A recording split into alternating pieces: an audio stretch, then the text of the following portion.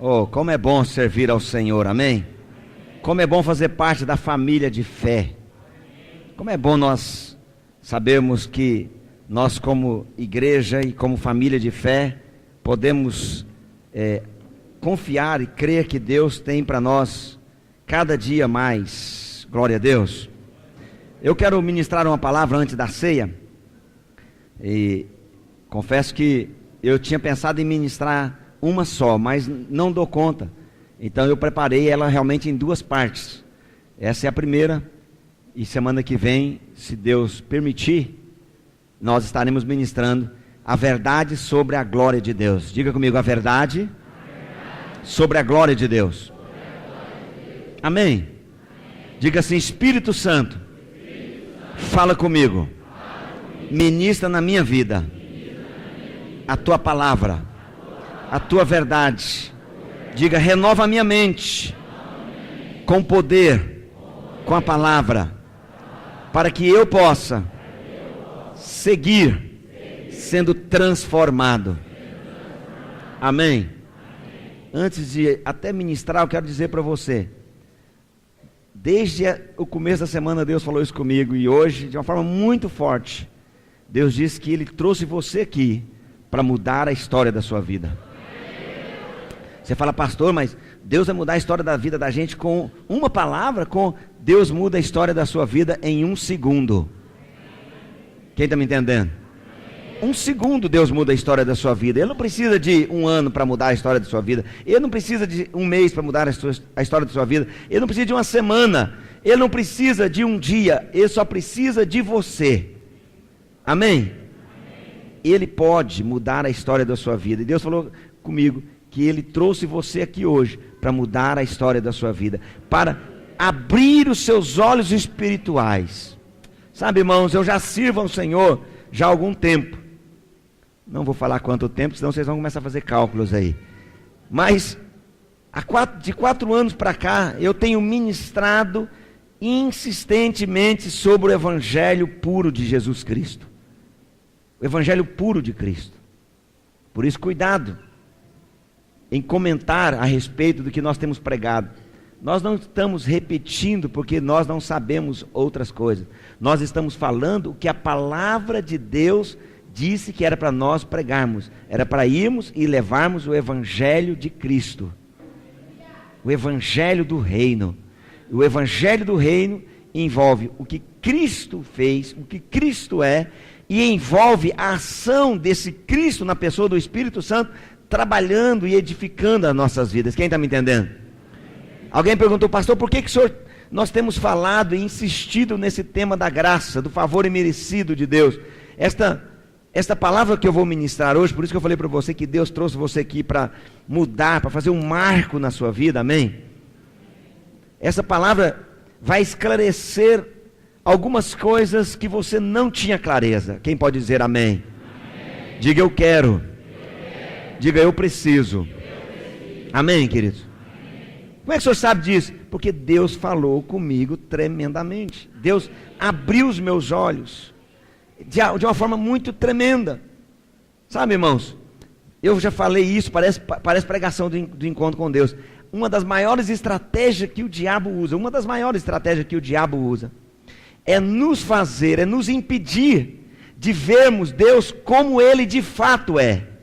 E a religião fez isso muito bem, obrigado. Muito bem. Ela fez isso de forma muito forte conosco. Nós somos um povo que temos arraigado um conceito romano. E esse sistema romano, quando você estuda, você vai descobrir que antes, esse sistema romano era a igreja-estado. Então, isso foi muito arraigado em nós, há muito conceito em nós, há muito conceito de que quando eu sofro, quando eu mostro para as pessoas que eu estou sofrendo, aí as pessoas vão ter dó de mim, e eu, sabe, o conceito, o contrário do que Jesus ensinou.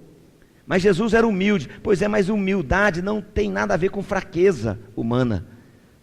Jesus não era fraco, Jesus respondeu, Jesus falou, Jesus viveu, Jesus vivenciou. Jesus foi para a cruz, ele não foi para a cruz chorando. Porque Deus, tem tanta gente, por que o senhor não manda o Wesley? Por que o senhor não manda o Camilo? Manda eles, agora vai mandar eu. Ele não foi fazendo assim. E a Bíblia Sagrada diz que ele se entregou. A Bíblia Sagrada diz que eles não conseguiram matar Jesus, sabia disso? E ele mesmo expirou, ele mesmo entregou a vida dele.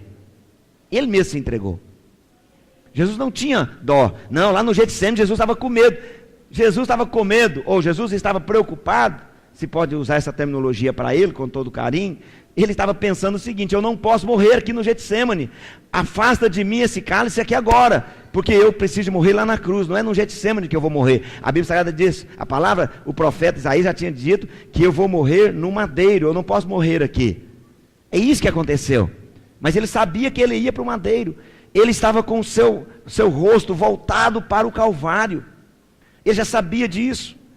Mas nós, às vezes, nós usamos uma lei. A palavra de Deus fala sobre isso, que quando se lê Moisés, se coloca um véu. E o véu nos impede de ver. Esse véu, Paulo, é a religião. É o sistema religioso que nos impede. E nós fomos impregnados por isso. Por isso não tenho dúvida. Deus trouxe você aqui hoje para mudar a história da sua vida. E eu creio nisso. Se nós temos uma imagem errada de Deus, nós não conseguimos, melhor dizendo, experimentar aquilo que Deus tem para nós. Eu tenho uma imagem errada dele, então eu não espero dele o que eu poderia esperar. Eu espero dele outras coisas, e eu fico aguardando dele outras coisas. Vou falar isso com outras palavras para você compreender. Não tem como eu crer e usufruir das promessas de Deus, se eu não crer de forma plena, convicta, na graça de Deus para a nossa vida. Na plena graça de Deus. Se eu não conhecer a plena graça de Deus, se eu não souber separar a graça de Deus e o sistema comercial que eu vivo nele, e eu vou continuar vivendo, Jesus disse que nós continuaríamos aqui na terra, mas eu tenho que saber, o reino de Deus é diferente disso. O reino de Deus é totalmente diferente disso. Sabe, irmãos, esse entendimento, por isso eu falei para vocês que pelo Espírito eu quero clarear, e usando a palavra de Deus, coisas, sabe, para que você possa usufruir, para que você, como filho, possa usufruir aquilo que você tem direito. Amém, queridos? Amém. Glória a Deus. Os irmãos estão até mais que vestir roupa diferente para a ceia. Pode ficar junto comigo aqui, aleluia. Pode sorrir para mim. Pode dizer amém, pastor, isso faz parte, eu quero receber isso para a minha vida. Pastor, eu preciso ser ministrado por essa verdade, porque eu preciso ser liberto. Chega de viver uma vida religiosa, chega de ficar aprisionado, preso. Quem está me entendendo? Escute, querido, não tem como você experimentar das promessas que alguém fez para você. Vamos dizer que eu faço uma promessa para você de te dar R$1.000, mas você não acredita que eu sou bom, então você não confia, fala nessa essa conversa. Você não confia, está todo mundo esperando eu tirar os R$1.000 para pular em cima de mim aqui, né? Tem que tomar até cuidado. Não vou tirar, irmãos. Olha aqui, queridos. Josué até agachou lá assim, já ia pular por cima da... Olha, presta atenção. Não tem como você usufruir, presta atenção, isso é importante você compreender isso. Não tem como você usufruir das promessas que alguém fez para você, se você não consegue acreditar que a pessoa que fez essa promessa é bondosa, é verdadeira, é justa, é correta. Hoje, não tenho dúvida, você sabe que Deus pode todas as coisas, mas você tem dificuldade de acreditar que Ele quer te abençoar. Você sabe que Deus pode te abençoar, mas você tem dificuldade, você se trava quando diz a respeito que Deus quer te abençoar. Eu não vou dizer que Deus está morrendo de vontade de te abençoar, mas eu posso dizer para você que Ele morreu por causa da vontade de te abençoar. Entende o que eu estou falando? Ele morreu, a vontade dele era tão grande, ele ficou com tanto desejo, que ele chegou a morrer de vontade de abençoar você. Esse é o desejo de Deus, essa é a promessa de Deus. Quem está me entendendo? Irmãos, Deus é bom. Deus é bom.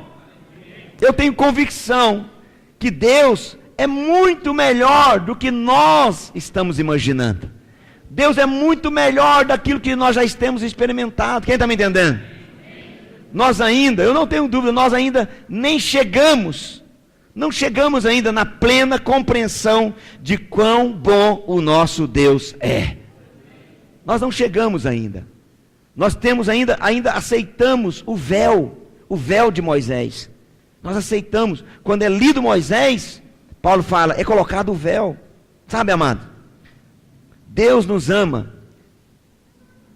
Não porque nós somos bons. Ele nos ama porque Ele é bom. Então não importa se você é bom ou deixa de ser bom. Se é bom ou não bom. Ele continua te amando. Eu sei que aí você pensa assim, pastor, isso é muito fácil. Aí as pessoas, então, não vão servir a Deus. É porque você está pensando que Deus se preocupa, que você apaga a luz de Deus quando você peca. Quando você peca, o problema é só seu. As consequências são suas. Deus está bem, obrigado. Manda lembranças, Ele está muito bem. A luz dele não está apagando, não faça assim. Não, você me traiu, eu estou chateadinho com você. Deus não é assim. Deus é amor. Ele é amor. Pastor, e o que acontece? Quando você descobre isso te constrange. Fala, como que eu vou? Para onde eu vou? Para quem eu irei? Só o Senhor tem palavras de vida eterna. Só o Senhor tem palavra de vida. Como eu não vou servir? Eu amo esse Senhor. Quem está me entendendo? Aí você passa a amar Ele, não com esforço próprio, mas porque você descobriu que Ele te ama. Mas o problema é que ainda nós não compreendemos a respeito dessa glória dEle. Plenamente ainda não. Se eu perguntar para você o que é a glória de Deus, eu nem vou perguntar. Porque você falaria assim, é aquele poder, quando as pessoas caem cheio do poder e orando em língua, e aí o povo treme, cai, isso é a glória de Deus se manifestando. Outra você vai pensar que a glória de Deus é uma coisa meio espiritualista, aquela coisa assim que quando alguém está na glória de Deus, né? Está jejuando, orando. Tem várias respostas que a pessoa poderia dar. Ele poderia dizer que a glória de Deus é aquela resplandecência que Isaías viu, né? Quando o primo dele, Uzias, o rei, morreu. Naquela época já existia problema de administração público, né? Quando o rei Uzias morreu, que ele era um bandido, um malandro, um safado. Quando o rei Uzias morreu, Deus se manifestou a Israel. Mas enquanto o rei Uzias estava reinando, Deus nem se manifestou. Quando o rei Uzias morreu, Isaías viu. Talvez você pense que ele é aquilo que Isaías viu, que a aba das suas vestes cobria todo o trono. Às vezes você pode pensar que a glória de Deus é só uma manifestação. São os dons do Espírito. Presta atenção. Eu quero mostrar para você, em Êxodo 33, verso 13 até o verso 19, eu vou mostrar para você o que é a glória de Deus. O que é a glória de Deus? Hoje você vai sair daqui sabendo qual a glória que Deus tem. Que Ele pode dizer, eu tenho uma glória. Não, Deus pode dizer. Amém. Eu não falei direito, não expliquei direito, né? Presta atenção. Segura um pouquinho, fecha aí, por favor. Davi tinha uma glória. Qual que era a glória de Davi? Qual foi a glória de Davi? O problema dele. Às vezes o seu problema é a sua glória, você está querendo fugir dos problemas. O problema, qual foi o maior problema que Davi enfrentou, irmãos? Não é você, né? Por isso você não tem a coragem de ir. Qual foi o maior problema que Davi enfrentou que Saul chegou a correr dele? Golias. A glória de Davi é Golias. Quem está me entendendo? Agora a glória de Deus é outra coisa. Olha aí, no livro de Êxodo capítulo 33, verso 19. Agora pois, verso 13, me perdoe, 13, desculpa, 13. Agora pois, se achei graça aos teus olhos, lá no Antigo Testamento, graça, se achei graça aos teus olhos, rogo-te que me faças saber neste momento, agora, o teu caminho. Ele está pedindo, me mostra Jesus, ele estava pedindo, para que eu te conheça e ache graça aos teus olhos, e considera que esta nação é teu povo. Respondeu-lhe: a minha presença, Moisés, irá contigo, e eu te darei descanso. Graça, descanso. Então lhe disse Moisés: se a tua presença não vai comigo, não nos faça subir deste lugar, pois como se há de saber que achamos graça aos teus olhos, eu e o teu povo? Não é porventura em andares conosco, de maneira que somos separados, eu e o teu povo, de todos os povos da terra? Verso 17. Disse o Senhor a Moisés: farei também isso que disseste, porque achaste graça aos meus olhos, e eu te conheço pelo teu nome. Verso 18. Então Moisés falou: rogo-te que me mostres a tua glória. O que Moisés pediu, irmãos? A glória. Eu quero ver a glória. O que Moisés pediu? Que ele queria ver a glória. Olha o que o Senhor Deus responde para ele. Respondeu-lhe: farei passar toda a minha bondade. Uai, opa, ele pediu para ver a glória. Por que Deus falou que vai passar a bondade dele? Ele pediu a glória, porque a glória de Deus é a sua bondade. Essa glória Maomé não tem, Allan Kardec não tem, essa glória Buda não tem, essa glória Alá não tem, essa glória os outros deuses não têm. Só ele tem, porque se você quiser ser um budista e alcançar o nirvana, você tem que subir para o mosteiro e ficar lá no mosteiro, no deserto, lá em cima da montanha. Você tem que se sacrificar, você tem que se entregar. Se você quiser receber alguma coisa de algum ídolo, você tem que fazer penitência. Se você quiser receber um lugar bom no paraíso, lá junto com Alá, você tem que se auto-implodir. Mas esse Deus não. Esse Deus não, esse Deus tem uma glória. A glória dele é o seguinte: não há ninguém como eu. A glória dele é: eu sou bom, eu sou perfeitamente bom, plenamente bom. Olha o texto, irmãos, presta atenção. Respondeu-lhe: farei passar a minha bondade? Não farei passar a minha bondade, farei passar toda a minha bondade. Ele pediu para que a bondade passasse? Não, ele não pediu que a glória passasse, não. Ele queria ver a glória. Ele falou: não, filho, você não vai ver só a glória, você vai ver a minha bondade passando. Todos os dias da sua vida, você vai ver a minha vontade na sua frente. Foi isso que ele falou quando ele diz que as misericórdias dele, a graça dele se renova toda manhã. Toda manhã a bondade dele passa na nossa frente. Todas as manhãs a bondade dele se mostra a nós. Olha o que está escrito. Respondeu: farei passar toda a minha bondade diante de ti, e te proclamarei o nome do Senhor. Terei misericórdia de quem eu tiver misericórdia, e me compadecerei de quem eu me compadecer. Qual que é o contexto aqui, pastor? Presta atenção. Qual que é o contexto? Moisés sobe no monte para receber do Senhor as tábuas da lei. Deus havia falado para ele subir. E ele fica lá na montanha mais tempo que o povo pensou que ele ficaria, ainda que ele não falou para eles: eu comprei passagem de ida e a passagem de volta é tal dia. Ele não falou nada disso, mas as pessoas determinou quanto tempo ele iria e voltaria. E lá embaixo o povo pensa o seguinte: conversa com Arão, começa a trocar mensagem no WhatsApp, no Facebook. Moisés está demorando demais. Eles começaram a murmurar: Moisés está demorando demais. Aí, por causa disso, ele está dizendo que eles tinham demorado mais que ele tinha combinado. Ele não tinha combinado nada. O povo então, presta atenção, pede que Arão construa um bezerro de ouro. E eles começam a adorar esse bezerro de ouro. Aí então Moisés, lá com Deus, conversando com Deus, Deus então fala para Moisés: Moisés, o povo que está lá embaixo pecou. Pecou, Senhor? Foi. Quem contou para o Senhor? Eu estou presente em todo lugar, você esqueceu? Sou onipresente. O povo pecou. Aí ele fala para Moisés: Moisés, eu vou matar esse povo. E vou fazer o seguinte: essa era a proposta que ele não podia ter feito para mim. Eu vou matar esse povo e vou começar tudo de você, Moisés. Fechado, Senhor, pode começar. Vou sentar aqui para ver. Antes de eu conhecer a graça, eu não podia receber essa proposta. Ele falou para Moisés: Moisés, eu vou matar todo mundo que está lá embaixo e vou começar uma nova nação de você. Você, sua esposa e seus filhos vão ser a nova nação, o meu povo. O que Moisés falou para ele? Moisés falou para ele: não, o Senhor não vai matar. Não vai matar esse povo. Por que Moisés falou para Deus não matar esse povo? Entenda, irmãos. Não é porque Moisés manda em Deus, não. É porque Moisés falou o seguinte: Deus, se o Senhor matar ele, o Senhor vai estar ferindo a sua natureza, a sua glória, porque o Senhor é bom. O Senhor é bom. O que as nações vão dizer de nós? As pessoas vão dizer que o Senhor nos trouxe aqui para morrer aqui. Não faz isso não, Senhor. Continue sendo eternamente bom.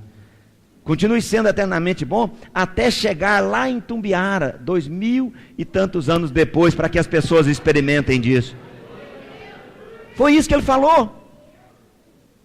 É interessante. Moisés estava vindo, Moisés pediu para Deus, rogou: te rogo, Senhor, não faça isso. E aí presta atenção, irmãos, Moisés desce, quando Moisés desce com as 2 tábuas na mão, queria ver a cara de Moisés, irmãos, porque ele falou para Deus: não mata eles não, não mata eles não.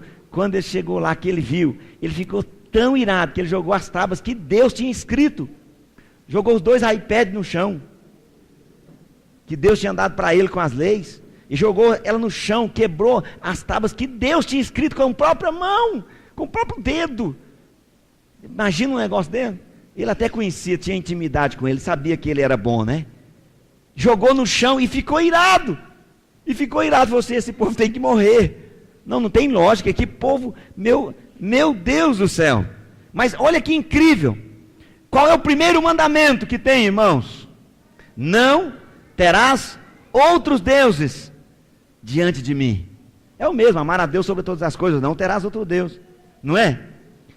Antes mesmo de Moisés chegar com a tábua, com a lei, eles já tinham pecado o primeiro mandamento. Eles já tinham falhado no primeiro mandamento. Nem tinha chegado, já tinha sinalizado. Todo mundo já tinha sinalizado: estou nessa, estou dentro. Primeiro mandamento, antes deles chegarem. Acho que você nunca tinha parado para pensar nisso. Meu Deus do céu.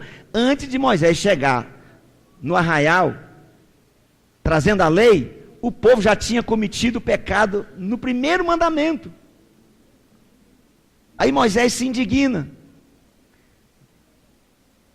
Aí Moisés então é chamado de novo: Moisés, vamos fazer o seguinte, sobe de novo para o monte.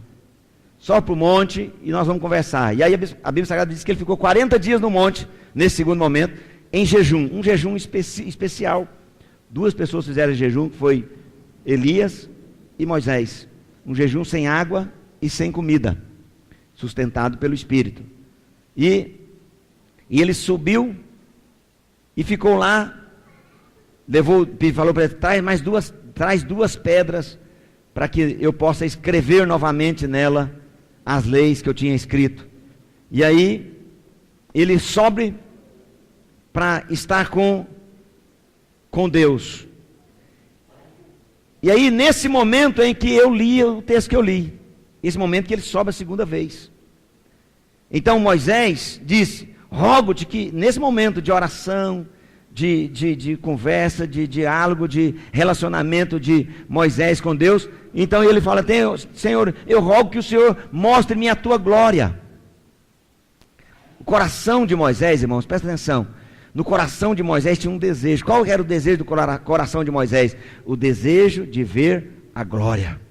Qual era o desejo do coração de Moisés? Ver a glória. Qual era o desejo do povo que ficou lá embaixo? O bezerro de ouro. E o desejo de Moisés era ver a glória. Deixa eu te perguntar aqui, você não precisa responder para mim, qual que é o seu desejo? A glória ou o bezerro de ouro? Deixa eu explicar primeiro o que é o bezerro de ouro. O bezerro de ouro é a fascinação pelas riquezas dessa terra. O bezerro de ouro é o desejo dos não filhos de Deus, que a igreja tem aceitado a mistura e vivido com o mesmo desejo. O que é o bezerro de ouro? É a fascinação da riqueza e as demais ambições que concorrem com a glória do Criador e sufocam a palavra plantada dentro do Filho de Deus. E aí o Filho de Deus fica infrutífero e ele não produz frutos de arrependimento, ele não produz frutos espirituais. Queridos, jamais esqueça que você terá somente aquilo que você desejar. E mais, o que você deseja é aquilo que você investe a maior parte do seu tempo, da sua energia, da sua força e da sua alma. E mais ainda, o que você mais deseja é aquilo que você vai gastar toda a sua vida por ele. Deus quer que todos nós vivamos constantemente desejando a glória dele. Mas lá embaixo, as pessoas que estavam lá embaixo, era a igreja. Lá embaixo, eles desejavam o bezerro de ouro. Qual que era o tesouro daquele povo naquela época, irmãos? Tinha caderneta de poupança? Não. Tinha títulos internacionais? Não. A poupança deles, o dinheiro deles, resumia-se em rebanho. Tem tudo a ver. E essa palavra é importante. Eu não estou querendo que você pare no bezerro de ouro. Eu quero que você vá para a glória de Deus. Porque nós precisamos de descobrir que quando eu tenho a glória de Deus, eu então tenho todos os bezerros que eu preciso. Eu não preciso de idolatrar um bezerro. Eu não preciso de gastar a minha vida com aquele bezerro, porque o Senhor nos dará todas as coisas, e é isso que a palavra de Deus diz, que se nós buscarmos o reino de Deus, Ele vai nos dar todas as outras coisas. Pastor, mas qual é a glória do Senhor? A resposta de Deus no verso 19, abre aí por favor, mostra de forma muito clara, eu li para você, respondeu, farei passar toda a minha bondade diante de ti e proclamarei o meu nome. Moisés pede a glória e Deus fala para ele que vai passar toda a bondade dele. Olha aqui, queridos, a natureza de Deus é incrivelmente boa. Deus é incrivelmente bondoso. Essa é a glória dele. Ele não precisa de se orgulhar disso. Ele não precisa de se, eu sou, não. Ele diz que ele é o que é. Eu sou o que sou. E uma das qualificações dele, a natureza dele é que ele é bom. Sabe, irmãos, a Bíblia não diz que Deus é justiça. A Bíblia não diz que Deus é outra coisa, mas a Bíblia diz que Deus é amor. Amor é bondade, é bondoso. A glória de Deus é a sua maravilhosa natureza. Por isso, eu disse que a maior estratégia do diabo é torcer a imagem da palavra de Deus, porque ele está torcendo, se ele estiver torcendo a imagem da palavra de Deus, ele está torcendo a imagem de Deus. E aí então nós não conseguimos ver Deus como Ele é. E o Abba Pai, Ele é imensamente maravilhoso. O nosso Senhor é incrivelmente amoroso.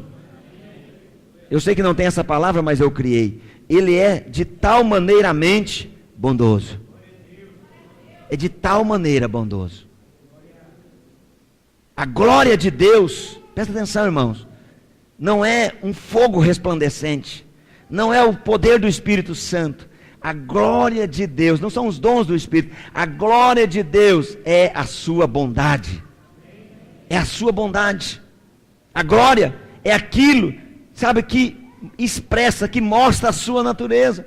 Por exemplo, é interessante, a Bíblia diz que os netos é a glória dos avós. Interessante isso, né? Os netos é a glória dos avós. Presta atenção, a alegria de uma casa é quando o neto chega. Os avós sabem disso. E os avós já não tem mais os filhos pequenos perto dele, mas quando chega um neto lá perto, e os avós às vezes até estragam o neto, né? E tem todo direito, ele tem direito, depois você conserta em casa, depois você apruma lá, deixa ele dar balinha, deixa ele ser avô. A Bíblia não diz que o avô tem que educar o filho, o neto. Diz que é o filho que educa. Então, pronto, acabou. Amém? Eu fico imaginando que o carinho que Abraão tinha com Isaac, porque ele criou ele como já na idade de ser avô, né? Isaac teve esse privilégio, ele era filho e neto ao mesmo tempo. E bisneto, talvez, né, pela idade. Presta atenção, querido. Deus, olha aqui, queridos. Deus não criou você para trabalhar para Ele. Ele criou você para relacionar com Ele, para ter intimidade com Ele. Ele deseja que nós vivamos em um relacionamento íntimo com Ele, onde de forma constante, de forma crescente, nós possamos experimentar a sua glória. E a sua glória, a glória de Deus é a glória de Deus é a sua bondade. Esta é a natureza do seu Deus. Só há um Deus, irmão. Não há dois deuses. Não há um Deus do Antigo Testamento mau e um Deus do Novo Testamento bom, e depois ele vai se tornar mau de novo, porque ele vai juizar e vai vir como juiz, e vai vir e vai matar as pessoas. Não há isso. Pastor, mas eu já ouvi dizer que Deus está vindo para encontrar-se com o meu pecado. Isso é verdade? É verdade, pode escrever aí, é verdade sim. Só que ele não está vindo como juiz, ele está vindo para justificar o seu pecado. Vou explicar de novo, usar outras terminologias para você compreender. Ele não está vindo como juiz para julgar você, para queimar você no mármore de inferno. Ele não está vindo, ele está vindo como seu justificador, para fazer com que você compreenda que você foi justificado. Você não foi somente perdoado, porque perdoado você continuaria sendo um pecador que tinha sido perdoado. Você foi justificado, você morreu como pecador e nasceu como filho de Deus. Você foi feito nova criatura. Você não é quem era antes do pecado, ou antes de conhecer Jesus. Antes de conhecer o Senhor Jesus, você não era. Você era pecador, você era inimigo de Deus, você estava distante de Deus. Depois vou terminar mostrando para você essa distância da glória de Deus. E agora Deus ele se revelou a você. Só há um Deus, é o Deus bondoso, é um Deus feliz por ter você como filho. Ele é bendito, ou Macários, ou feliz, é a mesma palavra. Esse é o caráter dele, essa é a natureza dele. Ele não pode negar a natureza dele. Meu irmão, minha irmã, presta atenção. Deus é muito melhor do que você pode imaginar. Deus é muito melhor do que você pode imaginar. E às vezes nós ficamos imaginando, conceitualizando com outras coisas, mas Deus é muito melhor. O próprio apóstolo Paulo fala isso, Efésios 3 verso 20, se eu não me engano. Efésios 3 verso 20, o que está escrito lá? Ora, aquele que é poderoso para fazer infinitamente mais do que nós pensamos, ou me perdoe, tudo que nós pedimos ou pensamos, ele é infinitamente melhor do que nós estamos pensando a respeito dele. Eu tenho aprendido a fazer algo que o pastor Luiz tem nos ensinado, a exagerar na bondade de Deus, a pensar, acordar de manhã e pensar, e orar, falar, hoje eu estou abençoado, hoje o negócio as bênçãos vão me atingir, vou ser atingido com bênçãos internacionais, hoje a coisa vai pipocar para mim. Deus está vindo para ser a minha justiça, Deus está vindo para me abençoar. Eu nem sei se eu vou dar conta de carregar o tanto de areia que Ele vai mandar para o meu caminhãozinho. Mas Senhor, manda a si mesmo. Eu peço outras pessoas que não têm a mesma fé para me ajudar a carregar. Todos os dias de manhã eu falo, hoje é o dia que Deus fez para fazer muitas coisas boas comigo.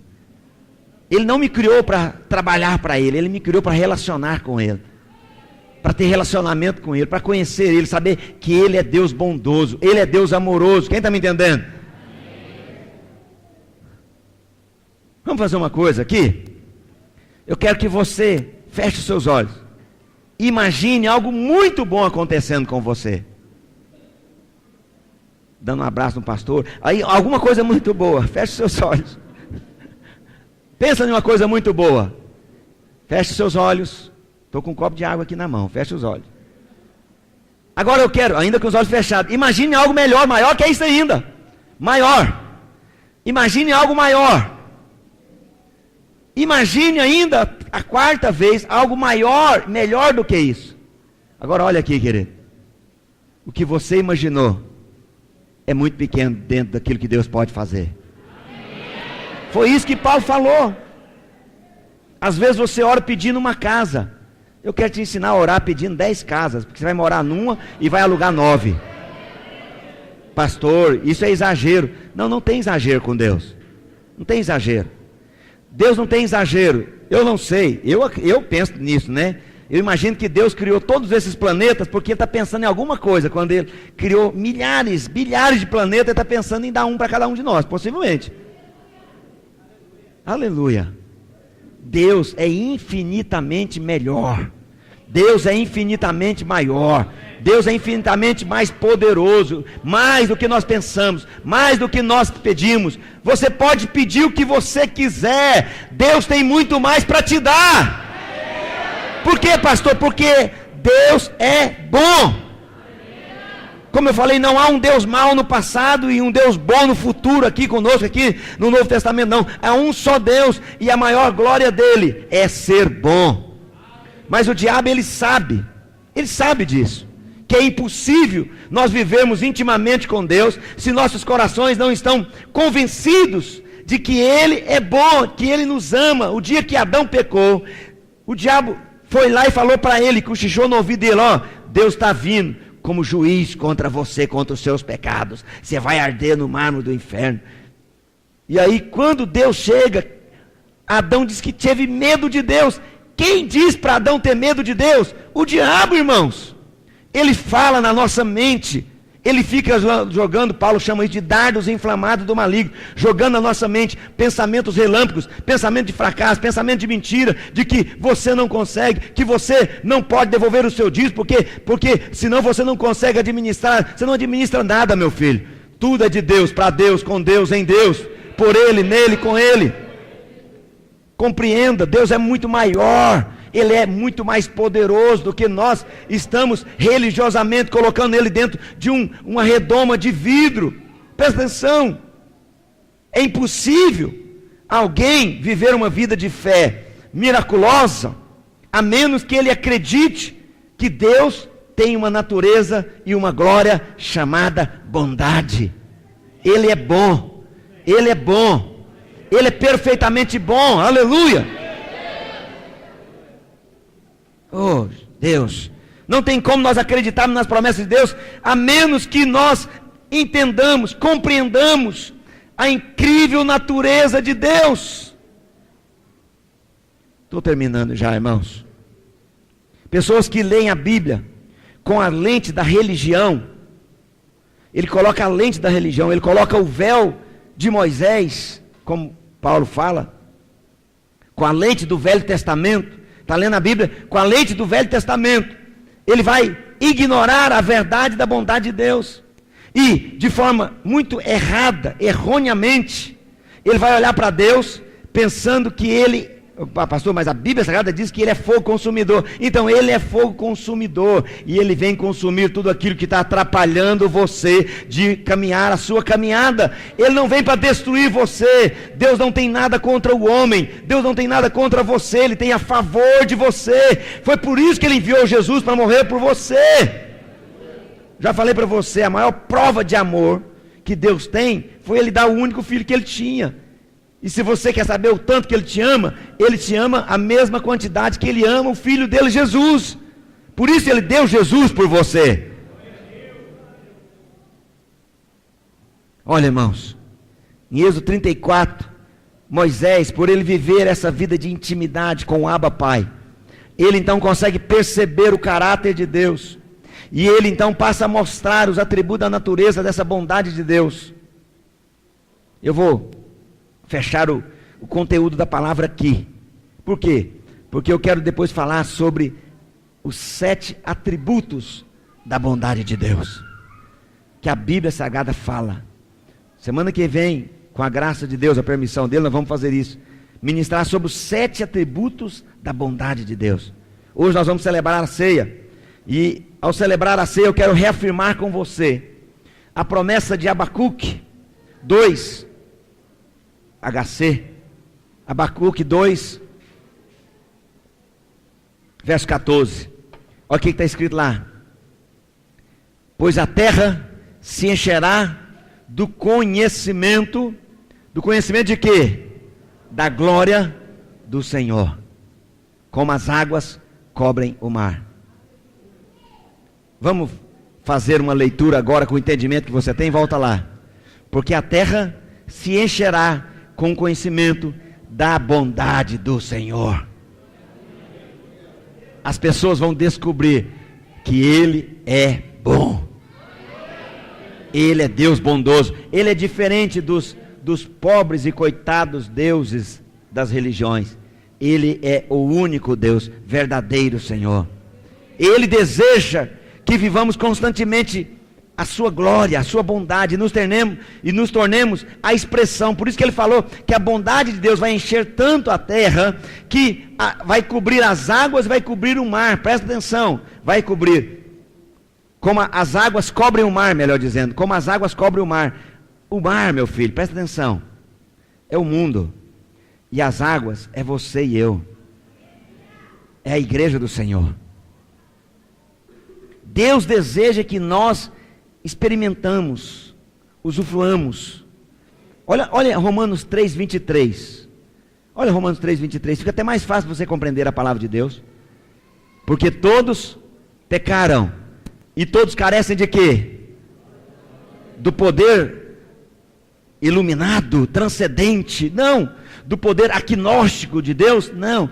Todos carecem da bondade de Deus. Qual é a bondade de Deus? Deus se fez homem. Essa é a bondade dele. Ele se fez homem, ele se manifestou, se fez homem, para que todo aquele que nele crê não pereça, mas tenha a vida eterna. E até a fé que nós temos, Romanos diz, até a fé que nós temos não é nossa, é presente dele para nós. Glória a Deus. Todos pecaram e todos carecem da glória, da bondade de Deus. Olha o verso 24. Depois desse aí, olha o 24. Sendo justificados. Todos carecem da bondade, amém? Agora o que precisa? Ser justificado gratuitamente por sua graça, pela graça de Deus. Mediante o que? A redenção, por meio de Cristo Jesus. Presta atenção, agora a glória de Deus foi restaurada, a bondade de Deus foi restaurada, e agora nós podemos experimentar a bondade, o favor imerecido dele, a loucura do merecimento. Você merecia o inferno, mas Jesus foi no inferno por você, para que você não precise ir mais, para que você então possa experimentar a loucura do merecimento, mesmo sem merecer. Ele me fez merecedor, Ele me deu condição de entrar. Oh, aleluia, Espírito de Deus. Eu creio que isso não é tão profundo para você compreender. Eu creio que isso é o Evangelho de Cristo, é o Evangelho puro de Cristo, apurado de Cristo. Para que você não fosse no inferno, Ele foi lá, e aí Ele pegou a chave, e o diabo está só com o chaveirinho na mão, balançando o chaveiro. Ele não tem a chave da casa dele, então ele não pode levar você para lá, porque a chave está na mão de Jesus. E Jesus, então, antes de subir ao céu, Ele disse: agora eu não vou ficar com a chave, agora eu vou dar a chave para a igreja, e as portas do inferno não prevalecerão contra a igreja. Você é esse instrumento.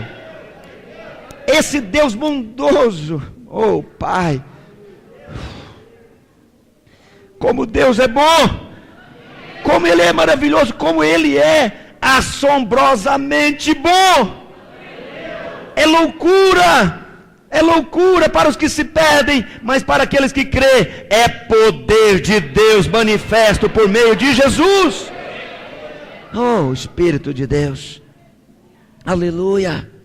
A glória foi restaurada, e agora nós podemos experimentar a bondade, e nós experimentamos a bondade por fé.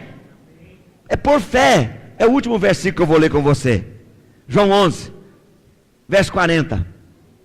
O contexto da ressurreição de Lázaro. Eu pensei um versículo no contexto da ressurreição de Lázaro para mostrar para você que você experimenta da bondade de Deus, não é por seu merecimento, é por fé, por crer somente. E até a fé que você tem não é sua, foi Ele que te deu de presente, porque senão você não conseguiria crer nele. Olha aí, respondeu-lhe Jesus, verso 40, 11 verso 40. Respondeu-lhe Jesus: não te disse eu, irmão de Itumbiara, irmãzinha de Itumbiara, se creres, verás a glória de Deus. Se você tiver fé, você conhece a bondade dele. Se você confiar que ele é bom, você pode experimentar a bondade dele. Você pode usufruir a bondade dele. Olha, é interessante porque antes disso Jesus mandou fazer um negócio. O que Jesus mandou fazer antes dele ressuscitar Lázaro? O que ele mandou fazer, irmãos? Quem lembra? O que ele mandou? Tirai a pedra. Quem tinha posto a pedra? Jesus pôs a pedra? Não, foi Jesus que pôs a pedra. Quem pôs a pedra? Os homens. Os homens puseram a pedra. Você e eu aceitamos a pedra impedir-nos de ver a glória, de ver a ressurreição. Nós mesmos ficamos impedindo conceito.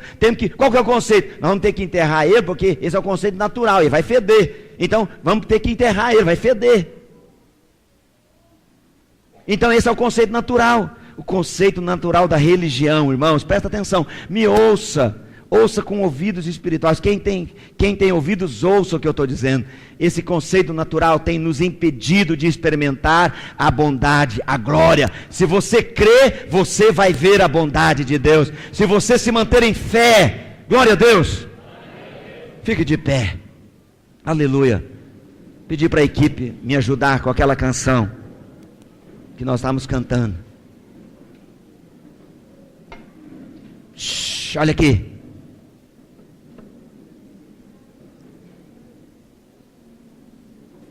Você consegue ver Jesus dizendo, se você, olha aqui, você consegue ler esse texto de João 11:40 com a lente da graça?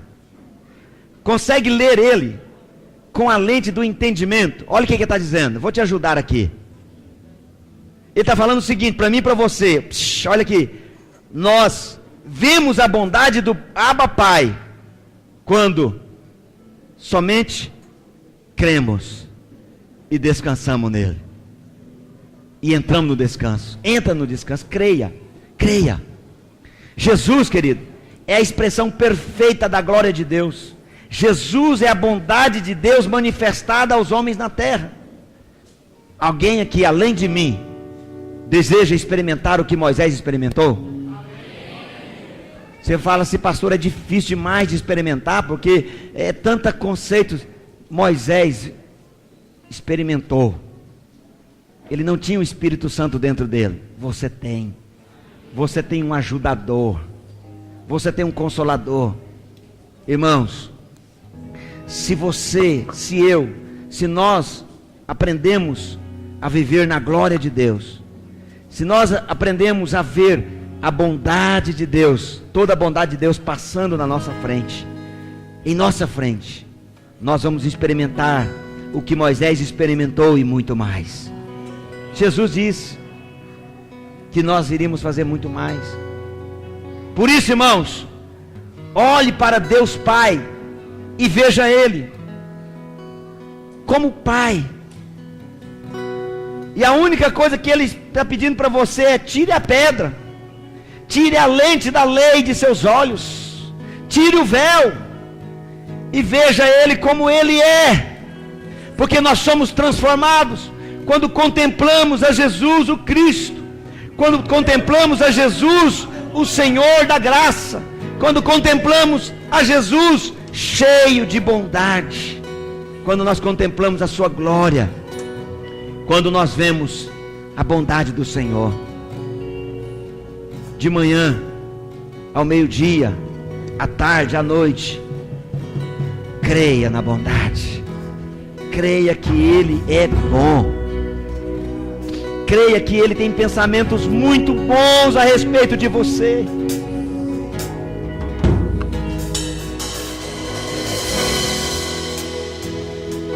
Oh Espírito Santo, nós somos transformados quando contemplamos esta glória desse Cristo bondoso, desse Cristo cheio da graça, pleno da graça. Nós vemos toda a bondade passando à nossa frente. Olha aqui, querido, você sabe o que isso vai fazer na sua vida? Você sabe o que vai acontecer na sua vida? Você vai começar a externar a sua fé na bondade do Pai. Você vai começar a brilhar, e aí vai atrair outras pessoas, porque as outras pessoas também estão cansadas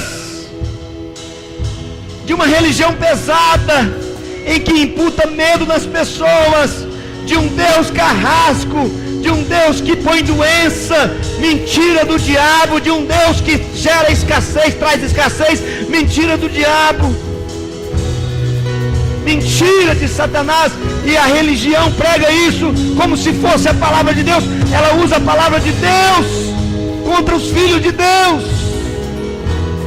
Quando eu falo religião, eu não estou falando de uma denominação, eu estou falando de um sistema que se corrompeu ao ponto de há 500 anos atrás, um homem chamado Martin Lutero, fazer uma restauração.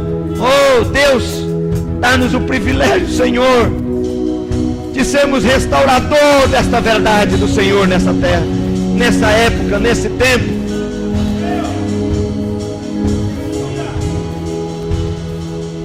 Eu sei, meus irmãos, eu quero encher o seu coração de paz. Você fala, pastor, a gente fala disso, as pessoas assustam, a gente fala disso, as pessoas menosprezam. É verdade. O inimigo não importa com a prosperidade das pessoas, não mexe com ele. O inimigo não importa com a cura de uma pessoa, não faz diferença para ele. A cura física não faz diferença para ele.